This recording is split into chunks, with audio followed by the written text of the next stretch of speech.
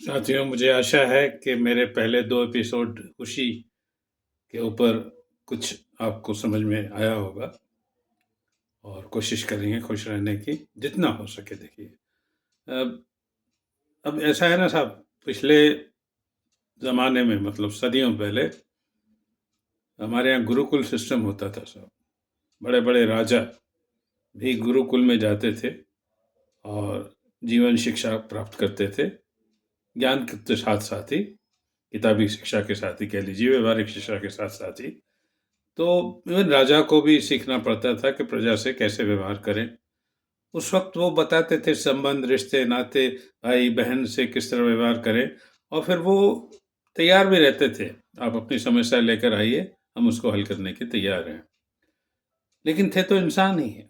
हम आप भी इंसान हैं, तो थोड़ा-सा सोच समझ के जीवन जिएँगे तो हल निकल सकता है किसी भी बात का, किसी भी समस्या का, और नहीं तो फिर किसी गुरु को पकड़ें आप। अब सब कहते हैं खुशी के लिए एक और चीज़ बहुत ज़रूरी है, वो है आपकी मासूमियत। देखिए ना, आप अब तो बच्चे रहे नहीं, लेकिन आप सोचिए कि 5 साल तक बच्चा कितना मस्त और खुश रहता है, क्यों? मासूम है, भोला है, उसे अभी दुनिया के बारे में कुछ नहीं मालूम है। बस जैसे-जैसे बड़ा होता है वही होता है, दुनिया के प्रपंचों में खो जाता है और खुशी भी खोता जाता है। अब आज आप देखिए, सब होशियार और लाचार भरे पड़े हैं, चालाक भरे पड़े हैं। मासूम और भोले बहुत ही कम लोग हैं। इसीलिए मैं कहता हूँ आज भी खुशी अगर आप ढूँढेंगे तो गाँव में ज़्यादा मिलेगी, क्योंकि मासूम लोग हैं, भोले लोग हैं। और ईश्वर भी कहता है, कहा भी जाता है, भोले भाव मिले रघुराई। आप होशियारी चालाकी से ईश्वर को प्राप्त नहीं कर सकते। जितने मासूम भोले बने रहेंगे, उसी आपको उतनी ही आपको खुशी हर चीज़ में नज़र आएगी। बार-बार मैं कहना चाहूँगा, खुशी और किसी चीज़ में नहीं है, आपके स्वभाव में है। स्वभाव में आप मासूमियत लाइए, भोलापन लाइए, होशियारी चालाकी छोड़िए, लालच, स्वार्थी, देखिए अवगुण भी कभी आपको खुश रहने नहीं देते। जो भी अवगुण हैं, उन पे काबू करने की कोशिश करिए, जितना हो सके।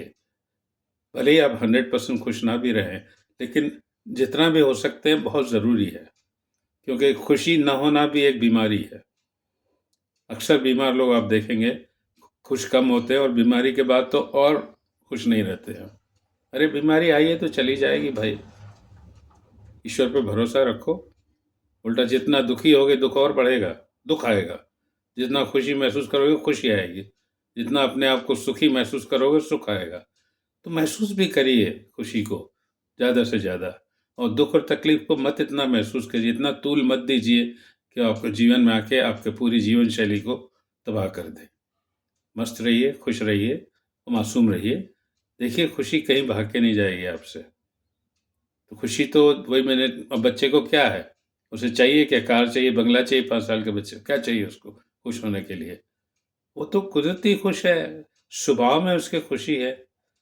वही बड़ा होके हम आप वही दुनिया के प्रपंचों में फँस जाते हैं और दुखी होते जाते हैं।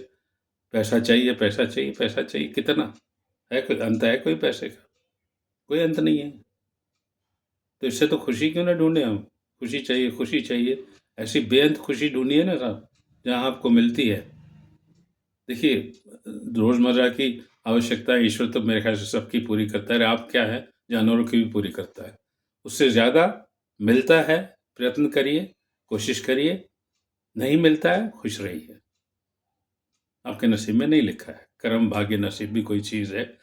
अक्सर तो ये होता है ना, लोग अपने आप को समझते हैं कि साहब मैं करूँगा, मैं ऐसा करूँगा, मैं वैसा करूँगा, मैं देख लेना एक दिन ये करूँगा, वो कर लूँगा। बहुत अच्छा है, भाव भी अच्छा है, करिए आप, मगर जब नहीं होता है कर्म, भाग्य और नसीब की वजह से, तब इंसान की क्या हालत होती है। तो वो नहीं होना चाहिए फिर। इसीलिए वही जो मैंने पहले भी कहा, आशा करेंगे तो निराशा भी हाथ आएगी। आशा मत करिए जी, आप अपने हिसाब से करते रहिए, आगे उसे मालूम है ईश्वर को कि आपको उससे खुशी मिलनी है कि नहीं मिलनी है। इसीलिए शायद खुशी नहीं मिलनी होगी, तभी वो उस चीज़ को नहीं होने देता आपके जीवन में। Thank you.